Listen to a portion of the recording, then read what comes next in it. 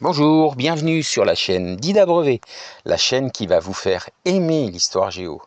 Nous abordons aujourd'hui le premier chapitre en géographie. Ce chapitre s'intitule « Les aires urbaines en France ». Voici les deux problématiques pour le premier chapitre en géographie, intitulé « Les aires urbaines en France ». Quelles influences exercent les aires urbaines sur le territoire français ? Quelles sont les dynamiques de ces aires urbaines dans le processus de la mondialisation ? L'aire urbaine de Paris est la plus peuplée avec 12 millions d'habitants. C'est aussi la plus dynamique à l'origine de 31% du PIB national. En effet, les aires urbaines attirent les populations et les activités économiques. Le centre, comme celui de Paris, est un pôle attractif en matière d'emplois qualifiés et d'activités de recherche. Il regroupe les fonctions de commandement à la fois politiques, culturelles et économiques et peut prendre la forme d'un quartier des affaires comme ceux de la Défense à Paris. La concentration de ces activités dans la ville-centre y favorise l'installation des classes sociales supérieures et accentue les inégalités socio-spatiales. Aujourd'hui, 93% des Français vivent dans une aire urbaine et 35% dans l'une des 10 premières aires urbaines que sont Paris, Lyon, Marseille, Toulouse, Lille, Bordeaux, Nice, Nantes, Rennes et Strasbourg. Ce sont des villes que vous devez savoir absolument placer sur une carte. Selon l'INSEE, en 2017, la France compte 792 aires urbaines, ce qui représente environ 57 millions d'urbains. Comme je l'ai dit précédemment, une aire urbaine se compose de 3 espaces, la ville-centre, la banlieue, ces deux entités forment un pôle urbain, et la couronne périurbaine. La ville-centre concentre les emplois, les services et les loisirs. La banlieue est un espace essentiellement résidentiel. Enfin, la couronne périurbaine, plus éloignée, accueille des centres commerciaux, les industries, les aéroports et les zones d'activité.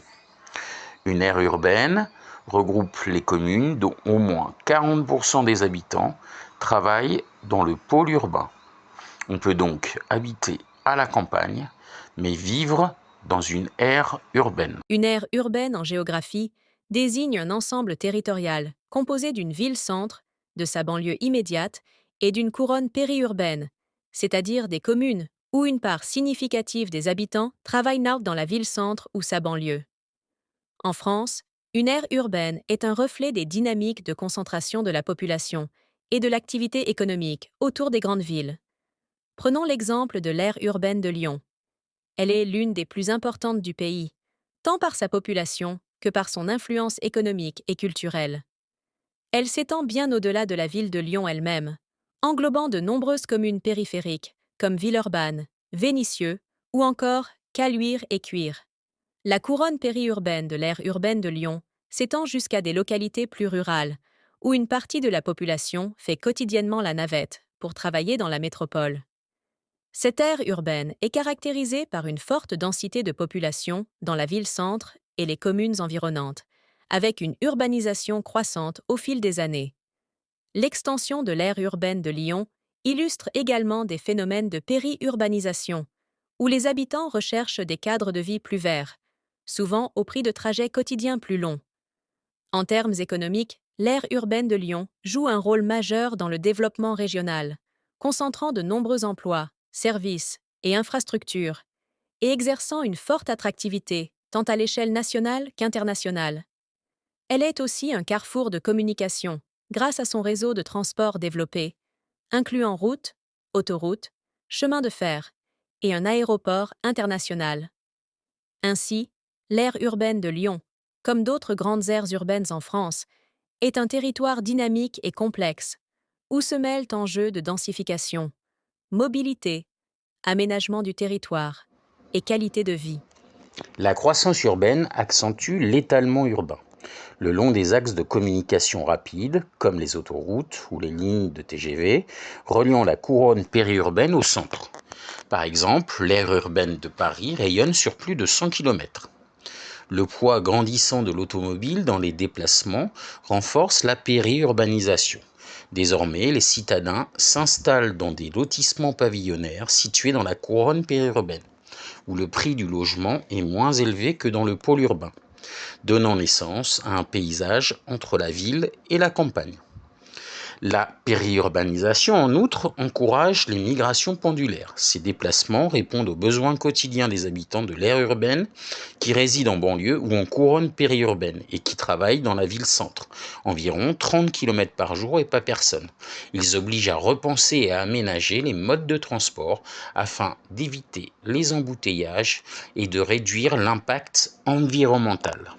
La littoralisation favorise l'attractivité des aires urbaines côtières, de la Bretagne à la mer Méditerranée.